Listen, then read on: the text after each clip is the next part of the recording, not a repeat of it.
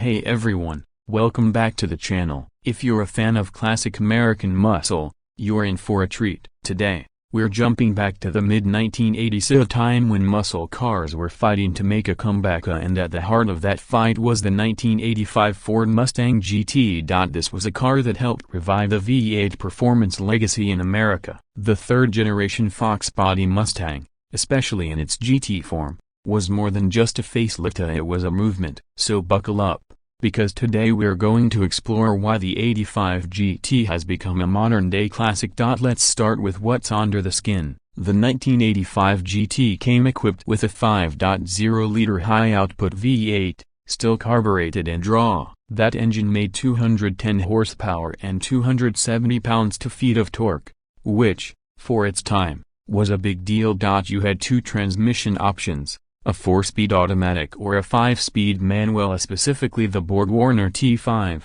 which became legendary among gearheads. It was rear-wheel drive, rode on Ford's Fox body platform, and weighed around 3,200 pounds, which gave it a solid power-to-weight ratio for its era. This was also the last GT Mustang with a carburetor before fuel injection arrived in 1986. Making it a bit of a historical landmark for Mustang fans. Visually, the 85 GT had all the attitude you'd expect from a muscle car. It featured an aggressive, aerodynamic front fascia with integrated fog lamps, a blacked-out grille, and a sleek hood scoop that made it look fast even when parked.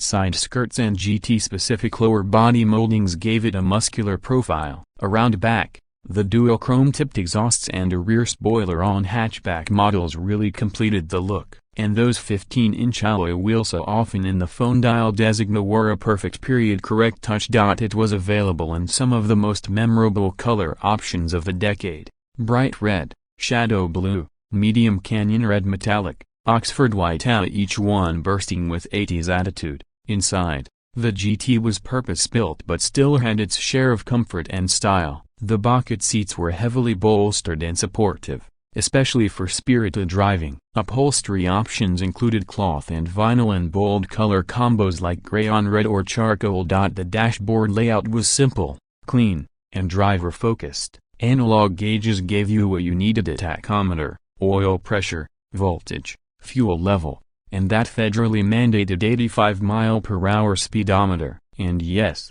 it could go much faster. The steering wheel was thick and tactile. The manual shifter was a short throw and precise. Optional features included power windows, power locks, air conditioning, and even a T-top or sunroof, making it feel surprisingly upscale for a mid-80s muscle machine. When it comes to comfort, the Mustang GT didn't try to be a Lincoln, but it wasn't punishing either. The front seats offered decent long-distance support, and the ride was firm but not harsh thanks to upgraded suspension components over the base model.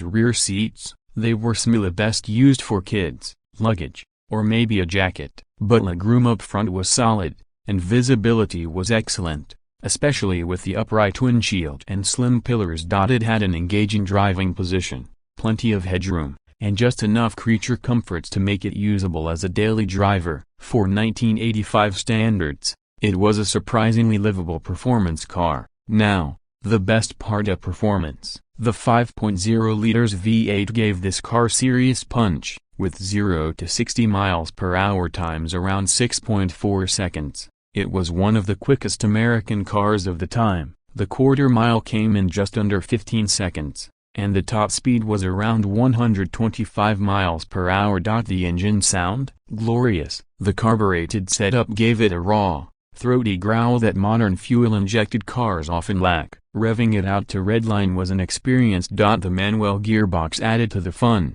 and the GT's rear-wheel drive layout meant it wasn't hard to break traction, great for smoky burnouts or tail-happy cornering. Handling wasn't razor-sharp, a body roll was noticeable, and the solid rear axle could get twitchy, but it was predictable, engaging, and fun. Braking was handled by vented discs in the front and drums in the rear, not ideal by today's standards, but sufficient back then. This car delivered a hands-on driving experience that's hard to find in modern cars. You felt everything in the road: the engine, the gear shifts. It was mechanical, visceral, and honest. The 1985 Mustang GT is a time capsule of V8 muscle, It's not the most powerful Mustang ever built, and it doesn't have the refinement of later models, but what it does have is character.